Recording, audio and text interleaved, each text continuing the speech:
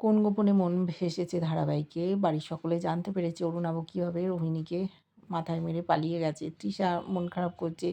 কী অবস্থা হলো শ্যামলীর জন্য। অরুণাভর দুটো খাওয়ার জন্য লোকেরা ধরে মারার চেষ্টা করছে। শ্যামলী বাড়ি ফিরে আসবে, হাঁটতে পারছে এখন।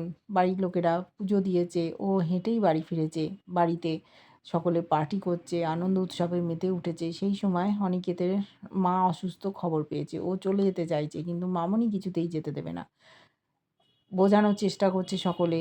শ্যামলী শেষে বলল যে যদি স্যারের মায়ের কিছু হয়ে যায়, আপনিও নিজেকে ক্ষমা করতে পারবে না, তাই ওনাকে যেতে দিন। এবার শ্যামলীও অনিকেতের সাথে বেরিয়ে গেল। অনন্যা যেতে চেয়েছিল, ওকে যেতে বারণ করলো অনিকেত। মামনি ভাবছে যে এই শ্যামলী যতদিন এখানে থাকবে ততদিন কর্তৃত্ব ফলাতে পারবে না, ওকে এই বাড়ি থেকে বের করে দিতে হবে, নাহলে ছেলেটাকে নিয়ে বেরিয়ে